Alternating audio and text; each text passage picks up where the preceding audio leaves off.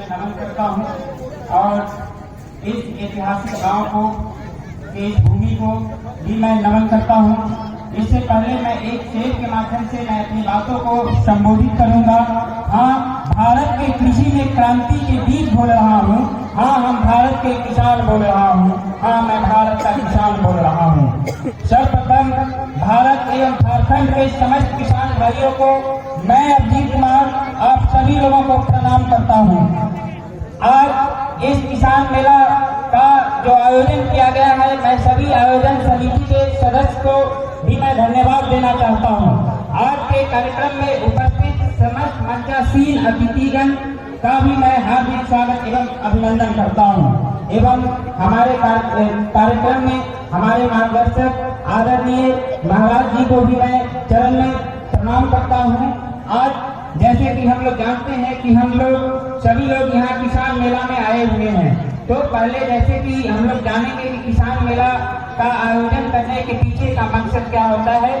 तो साथियों, किसान मेला के माध्यम से हम किसानों को कृषि के क्षेत्र में नए नए जो भी आविष्कार और नवाचार होता है उसके बारे में हम बताते हैं और किसान को उनके बारे में कैसे ज्यादा से ज्यादा तकनीक के बारे में उनको जानकारी दे करके उनके खेती को, कृषि को कैसे हम विकसित कर सकते हैं, इसके बारे में भी बताया जाता है, जिससे किसान विकसित तकनीक को अपना करके अपने आय का बढ़ोतरी कर सकते और किसानों की आय को हम लोग कैसे दोगुनी कर सकते हैं, उस पर भी हम लोगों का ये ध्यान रहता है। जैसा कि हम लोग जानते हैं, आज का मेरा जो विषय है वो मिलेट्स है, यानी कि मोटा अनाज। वैसे तो दुनिया में 13 प्रकार का मिलेट्स यानी मोटा अनाज का वैरायटी है, जिसमें ज्वार है, बाजरा है, रागी है, मक्का है, जौ है, कोदो है, सांबा है, लघु धान्य है या उसको हम लोग कुटकी भी बोलते हैं, कंगनी बोलते हैं, और चीनी जैसे अनाज को मिलेट्स यानी कि मोटा अनाज में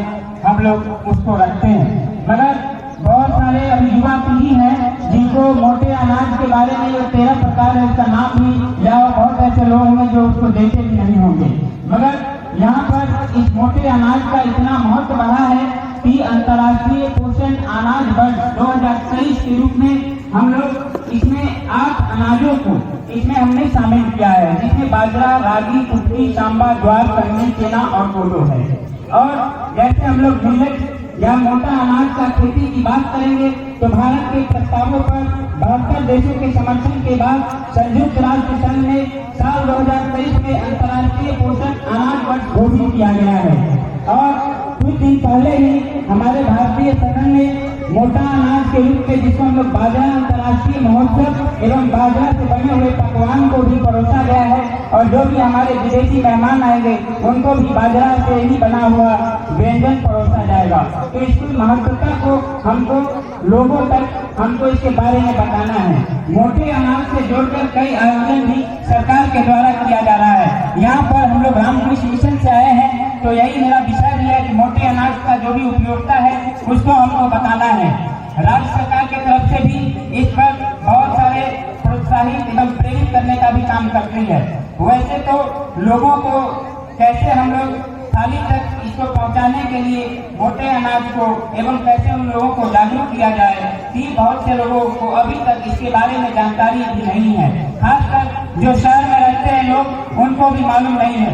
मोटे अनाज को पहले ये हमारे प्राचीन पद्धति में भी थी, प्राचीन समय में भी हम इसका इस्तेमाल करते थे, मगर अभी के समय में ऐसा हो गया है कि इसको भी भेदभाव की दृष्टि से हम लोग मोटा अनाज को एक सिंबॉलिक रूप से इसको जोड़ दिया गया है कि पहले हम लोग जो मोटा अनाज खाते थे उनको गरीब माना जाता था, मगर अभी का समय बदल गया है, वैसा अब नहीं है। पहले फ्री में भी लोग नहीं खाते हैं, मगर अब क्या है कि इसको सैकड़ों रुपए की कीमत पर लोग विदेशों में खरीद रहे हैं। तो इसकी महत्वता को हमको समझना होगा, इसकी खेती को हमको बढ़ाना होगा।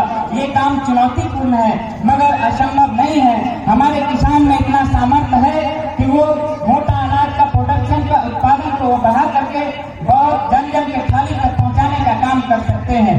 तो साथियों, हम लोगों को मोटा अनाज जितना भी है स्वास्थ्य के लिए भी बहुत ही लाभदायक है।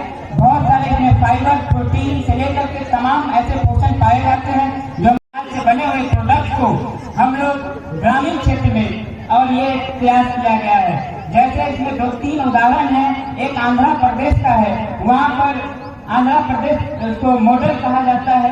उस पर कैसे 50 तरीके का व्यंजन बना करके, जिसमें कुकीज है, जिसमें खिचड़ी है, जो पानी पूरी बनता है वो पहले आटा का बनता था मगर अब मिलेट का ही बन रहा है। इसका बहुत सारे प्रोडक्ट भी बनाया जाता है। ऐसे में हम लोगों को थालियों तक हमको पहुंचाने के लिए किसान मजदूरों को ही मेहनत करना पड़ेगा, और किसान के पास इतना सामर्थ्य है कि वो कर सकते हैं।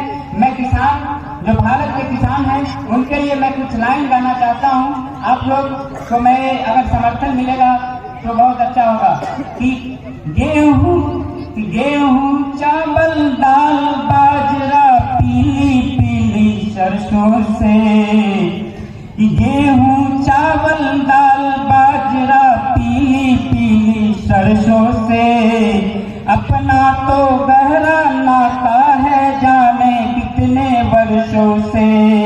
हमारे किसान को आपदाओं से भी लड़ने का भी बहुत चुनौतियों का सामना करना पड़ता है। ऐसे में सूखे से भी लड़ते हैं और बारिश से भी लड़ते हैं, अपनी किस्मत से लड़ते हैं फिर भी खुशहाली लाते हैं। किसान जब भी अपने खेत में काम करने जाता है तो वो नहीं देखता कि इसमें प्रॉफिट नाफा होगा कि नहीं होगा। वो भगवान कृष्ण का जो गीता का जो उपदेश दिए थे कि निष्काम करना है, उसी आधार पर वो काम करते हैं। उनको ये चिंता नहीं रहता हमारा फसल क्या होगा, कितना उत्पादन होगा, कितना प्रॉफिट होगा। वो करते हैं देश के जन जन का पेट भरने का काम करते हैं। जब हमारा पेट भरा रहेगा तभी हम लोग अपनी सीमा का भी सुरक्षा कर सकते हैं, हम नया नया विस्तार भी कर सकते हैं। तो अन्नदाता और इनको धरती पुत्र भी कहा गया है, इसीलिए मैं किसान को भी मैं प्रणाम करना चाहता हूँ। मगर एक दुख की बात है कि हमारे यहाँ किसान खुदकुशी कर रहे हैं, इस पर भी हमें चिंता है। उस चिंता को कैसे हम लोग, इस समस्या को कैसे हम लोग दूर कर सकते हैं। मैं एक 4 लाइन का एक नज्म सुनाना चाहता हूँ, इसके बाद मैं अपनी बात को खत्म करूंगा। इसको ये एकदम राजनीतिक से हट करके है, जो किसानों का दर्द है मैं वो गाना चाहता हूँ, जिसमें कि खुदकुशी कर रहे किसान मगर खुदकुशी कर रहा किसान मगर, साहब को दौरों से कहाँ फुर्सत है, कि जीत तो करता है जीत कर दूं, ऐसी सरकार तुझ पे लानत है, ऐसी सरकार तुझ पे लानत है। समस्त किसान बंधुओं को हमको सुनने के लिए बहुत बहुत धन्यवाद, बहुत बहुत प्रणाम।